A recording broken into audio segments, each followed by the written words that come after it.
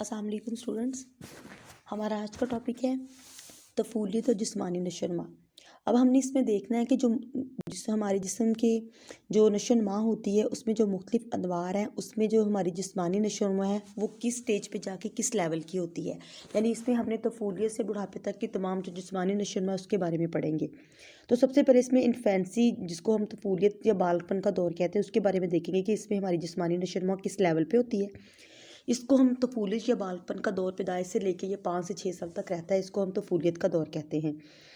اس کو شیر خارگی یا ابتدائی بچپن کا دور بھی کہا جاتا ہے۔ عام طور پر یہ اسکول میں داخل ہونے سے قبل کا دور ہے، یعنی اسکول جانے سے پہلے کی جو بچے کی لائف ہے اس کو ہم طفولیت کا دور جو ہے وہ اس کے نام سے تعبیر کریں گے۔ سب سے پہلے اس میں دیکھتے ہیں ہم بگننگ آف لائف، یعنی آغاز حیات جو ہے انسان کا وہ کیسے ہوتا ہے کہ جیسے انسان اس دنیا میں آتا ہے تو پیدائش کے وقت جو ہے 37 سے 42 ہفتوں کے درمیان جو ہے اس کا وہ ٹائم پیریڈ ہوتا ہے جو پیدائش کا ہے۔ پیدائش کے ساتھ ہی فرد کی ذات کو جسم کے ذریعے ایک شناخت عطا ہو جاتی ہے اور وہ اس دنیا میں ایک نئے فرد کے طور پر اپنے ارتقاء کا سفر آغاز کر دیتا ہے۔ یعنی اس باقاعدہ ایک انسان کی حیثیت سے وہ اس دنیا میں آتا ہے اور پھر وہاں سے اس کی زندگی کا آغاز شروع ہو جاتا ہے۔ جسمانی ساخت دنیا میں اسے ایک زندہ فرد کے طور پر متعارف کروانے کی بنیادی علامت ہوتی ہے، یعنی ایک جسم کا مل جانا جس کو ہم جسمانی نشو و نما سے بھی تعبیر کریں گے، وہ اس کے ایک انسان ہونے یا اس دنیا میں زندہ فرد ہونے کی ایک علامت ہوتی ہے۔ اس کے بعد جو دوسرے نمبر پہ آ جاتا ہے بگننگ آف لائف کے بعد ہائٹ اینڈ ویٹ کا جو ہے نا وہ دور شروع ہو جاتا ہے۔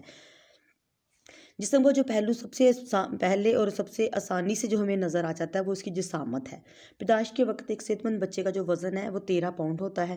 اور قد تقریباً 1.5 فٹ کے قریب ہوتا ہے۔ 1 سال کے بعد قد میں 40% اور وزن میں 3 گنا اضافہ ہو جاتا ہے۔ پیدائش کے پہلے سال میں بچے کے قد اور وزن میں بڑھنے کی رفتار بہت تیز ہوتی ہے، البتہ اگلے 2 سال میں جا کے یہ رفتار تھوڑی کم ہو جاتی ہے۔ 5 سال کی عمر میں جو بچے کا قد پیمائش کے قد سے جو ہے پیدائش کے قد سے دگنا اور وزن پیدائش کے وزن سے 5 گنا زیادہ ہو جاتا ہے۔ پھر اس کے بعد انسان کے جو ہے جسمانی اعضاء کی نشو و نما کی رفتار آ جاتی ہے، یعنی ڈیولپمنٹ ان فزیکل آرگنز۔ یہ مطلب دیکھا جائے تو پیدائش کے بعد جو شیر خارگی کے دور میں جسمانی اعضاء کی نشو و نما ایک رفتار سے ایک دوسرے سے مختلف ہوتی ہے۔ مثلا بچے کے وقت جو ہے وہ پیدائش کے وقت جو بچے کا سر ہے وہ دیگر جو اس کے جسمانی اعضاء ہیں ان کی نسبت بڑا ہوتا ہے، اور یہ جو وقت گزرتا ہے شیر خارگی کے زمانے میں سر کی نسبت بازو اور دھڑ تیزی سے بڑھتے ہیں، جبکہ 5 سال کی عمر میں بچے کا جو سر ہے ایک بالغ آدمی کے سر کا 90% ہو چکا ہوتا ہے۔ پھر اس کے بعد لیک آف انٹر ریلیشن شپ آ جاتی ہے، یعنی باہمی ربط کی کمی۔ بالغپن میں جسمانی نشو و نما ہے، اس میں چونکہ ابھی ابتدائی حالت میں ہوتی ہے اس لیے صرف جسمانی اعضاء کی حرکات و سکنات جو ہے یعنی ان کا جو حرکت کرنے کا جو طریقہ ہے وہ اس میں باہمی ربط نہیں پایا جاتا، کیونکہ بچوں کی ٹانگوں، جسم کے سر، پاؤں، ان تمام چیزوں کی جو حرکات ہیں ان میں ایک ربط نہیں ہوتا۔ یہ 6 ماہ کی عمر سے نکلنا شروع ہوتے ہیں جو بچے کے وہ جو دانت ہوتے ہیں، اور 4 سال تک تمام دانت جو ہے دودھ کے دانت جس کو ہم بولتے ہیں وہ نکل آتے ہیں۔ پھر اس کے بعد تمام اعضاء کے درمیان ربط طفولیت کے آخری یعنی 4-5 سال کی عمر تک قائم ہو جاتا ہے۔ پھر اس کے بعد آ جاتا ہے جنسی اختلاف۔ شیر خارگی کے دوران جنسی اختلاف بھی جسمانی نشو و نما کو متاثر کرتا ہے۔ پیدائش کے وقت جو لڑکے ہیں وہ وزن اور جسامت کے لحاظ سے لڑکیوں کی نسبت صحت مند ہوتے ہیں، جبکہ لڑکیاں قد و قامت میں لڑکوں سے آگے نکل جاتی ہیں۔ جبکہ جو مجموعی طور پر دیکھا جائے تو ابتدا میں جو بچہ جو ہے لڑکا جو ہے وہ قد، وزن، جسامت کے اعتبار سے جو مادہ یعنی فیمیل کی نسبت زیادہ بڑے ہوتے ہیں۔ پھر جسمانی حرکات کی ابتدا ہے کہ آغاز میں پیدائش کے وقت بچے ہاتھ پاؤں سے کام لینے کے قابل نہیں ہوتے اور اسے اپنی جسمانی حرکات پر اختیار نہیں ہوتا، لیکن آہستہ 6-7 ماہ کی عمر میں وہ بغیر کسی سہارے کے بیٹھنے لگتے ہیں اور پھر رینگنا شروع کر دیتے ہیں، اور پھر 15 ماہ کی عمر میں بچہ چلنا شروع ہو جاتا ہے۔ آہستہ وقت کے ساتھ چلنے، بولنے، پکڑنے اور کھینچنے، پھینکنے وغیرہ کی جو جسمانی حرکات ہیں ان میں بھی ایک درستگی آتی چلی جاتی ہے۔ پھر غذائیت اگر دیکھی جائے، نیوٹریشن اس دور میں جسمانی حالات کے پیش نظر تو طفولیت کے دور میں اچھی خوراک کے استعمال سے بچوں کی جسمانی نشو و نما بہتر ہوتی ہے۔ یعنی شروع میں شیر خارگی میں یعنی طفولیت کے دوران بچے کے لیے ماں کا دودھ بہت اچھا ہوتا ہے، پھر متوازن صاف ستھری اور اچھی اور مقوی غذا یعنی جس سے تقویت ملے اس کی باڈی کو، وہ اس کے لیے بہتر ہے۔ ناقص اور کم خوراک جو جسمانی نشو و نما پر مضر اثرات ڈالتی ہے، یعنی اچھی جسمانی فٹنس کے لیے یا اچھی جسمانی نشو و نما کے لیے بہترین خوراک کا ہونا بھی ضروری ہے۔ اب ہم نے دیکھنا ہے کہ اس میں غذائیت جو ہے عام طور پر امیر اور غریب والدین کے بچوں کی جسمانی نشو میں بھی فرق پایا جائے گا، یعنی کیونکہ غریب پیرنٹس کے جو اپنے بچوں کی غذائیت کی طرف بھرپور توجہ نہیں دے پاتے، جبکہ جو ایک اچھی فیملی سے بلونگ کرتا ہے بچہ، اس کی خوراک بھی اچھی ہوگی، وہ صحت مند نظر آئے گا کیونکہ اس کی تمام غذائی جو ہے ضروریت اس کو پورا کیا جا رہا ہے۔ تو جسمانی لحاظ سے اس دور میں بچے کی جو ہے یہ تمام جو ہے نشو و نما یہ بہت اہمیت کی حامل ہے، کیونکہ یہیں سے بچے کی باقاعدہ جسے کہیں ہم ایک نشو و نما کا آغاز ہوتا ہے وہ طفولیت کے دور سے ہوتا ہے۔ نیکسٹ اس میں آ جاتی ہے بچپن اور جسمانی نشو و نما، یعنی جیسے پہلے ہم نے طفولیت اور جسمانی نشو و نما کے بارے میں پڑھا، سیم اسی طرح چائلڈہڈ اینڈ فزیکل جو ہے وہ ڈیولپمنٹ آئے گی کہ جسمانی نشو و نما کا جو دوسرا دور ہے وہ 5 یا 6 سال کی عمر سے شروع ہو کر تقریباً 12 سال کی عمر تک رہتا ہے۔ یوں بھی کہا جا سکتا ہے کہ یہ دور جو ہے آغاز اسکول میں داخلے کی عمر سے ہوتا ہے۔ اس میں اگر دیکھا جائے تو سب سے پہلے اس میں ہائٹ اور ویٹ پہ ہم دیکھتے ہیں کہ بچپن کے دور میں بچے کا جو قد اور وزن مسلسل بڑھ رہا ہوتا ہے، قد اور وزن میں مناسبت قائم نہیں رہتی، کیونکہ وزن میں اضافہ قد کی نسبت دگنا ہو جاتا ہے۔ 9 یا 10 سال کی عمر میں لڑکے لڑکیوں کے مقابلے میں زیادہ وزن حاصل کر لیتے ہیں، یعنی ڈفرینٹ ہو جاتی ہے دونوں کے درمیان ہائٹ اور ویٹ کی جو ریشو ہے۔ پھر اعضاء کی پختگی میں میچوریشن آف آرگنز آ جاتی ہیں، یعنی تمام اعضاء میں پختگی آنی شروع ہو جاتی ہے۔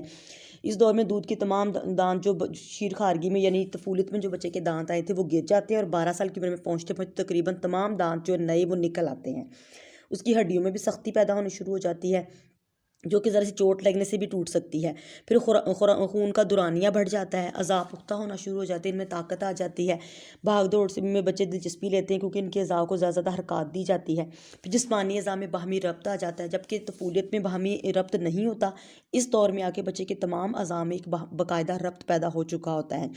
مثلاً بچہ کسی چیز کو پکڑنے کی گرفت جو ہے اس کی وہ اچھی خاصی ڈیولپ ہو چکی ہوتی ہے، یعنی لکھنا پڑھنا، بٹن کھولنا بند کرنا، اچھلنا کودنا، بائسیکل چلانا وغیرہ، یہ تمام چیزیں بچوں کے اندر بتدریج ان میں ایک نظم پیدا ہونے لگتا ہے، اور وہ قواعد و ضوابط کی پابندی کی ضرورت کا احساس بھی بڑھنے لگتا ہے، یعنی بچے مل جل کر کھیلنے کی اہمیت کے پیش نظر اپنی خواہش کے خلاف طرح طرح کی پابندیاں برداشت کرنے پر آمادہ ہو جاتے ہیں، مثلاً باری کا لحاظ، کردار میں وہی ادا کرنا، جس جگہ تعینات کیا جس جگہ کھیلنا، یعنی بچے کے اندر ایک تھوڑی سی رسپانسبلٹی آ جاتی ہے کہ جب ان کو کس چیز سے روکا جاتا ہے ان کو سمجھ آ جاتی ہے کہ یہ چیز ان کے لیے غلط ہے۔ پھر جسمانی اعضاء کی نشو و نما بھی اس میں بھی جس طرح کی طفولیت کے دور میں ڈفرینٹ طریقے سے بڑھتی ہے، اس میں بھی سارے بازو، دھڑ اور ٹانگیں مختلف رفتار سے بڑھتے ہیں۔ پھر اس کے بعد اس میں جو توازن آ جاتا ہے، جسامت میں خوبصورتی اور کشش موجود ہو جاتی ہے۔ پھر موضوع خوراک اور مناسب آب و ہوا، اس سے اس کے اعضاء میں بہتری آ جاتی ہے۔ پھر نشو و نما کی رفتار میں اختلاف آ جاتا ہے کہ تجربات اور مشاہدہ سے ثابت ہوتا ہے کہ بچپن کے دور میں ہر بچے کی جسمانی نشو و نما جو ہے وہ دوسرے سے مختلف ہوتی ہے، کئی بچے اپنے ہم عمروں سے آگے نکل جاتے ہیں اور کئی پیچھے رہ جاتے ہیں، یعنی ایک ہی جو نا دور میں تمام بچوں کی نشو و نما کی رفتار ایک جیسی نہیں ہو سکتی، بلکہ وہ ڈفرینٹ ہو سکتی ہے۔ کچھ بچوں کی جسمانی اعضاء جلدی بڑھ جاتے ہیں، کچھ کے تھوڑی دیر میں بڑھتے ہیں، یعنی ایج ایک ہے لیکن جسمانی نشو و نما کی رفتار مختلف ہو سکتی ہے۔ پھر جنسی اختلاف کا اثر بھی اس میں آ جاتا ہے کہ جسمانی نشو و نما کے اعتبار سے لڑکے لڑکیوں کی نسبت بہتر کارکردگی کا مظاہرہ کرتے ہیں، اور وہ طاقت و توانائی کے لحاظ سے لڑکیوں سے آگے ہوتے ہیں، چنانچہ جسمانی حرکات کے اظہار میں زیادہ صحت مندی اور ہوشیاری کا مظاہرہ کرتے ہیں۔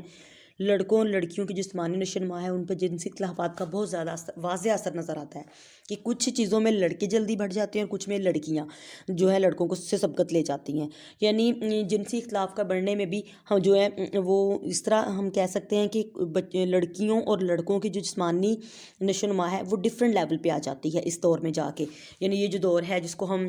بچپن کا دور کہیں گے، چائلڈہڈ جو ہوتا ہے بچے کا یہ دور، یہ 12 سال کی عمر سے عام طور پر سٹارٹ ہو جاتا ہے، تو یہ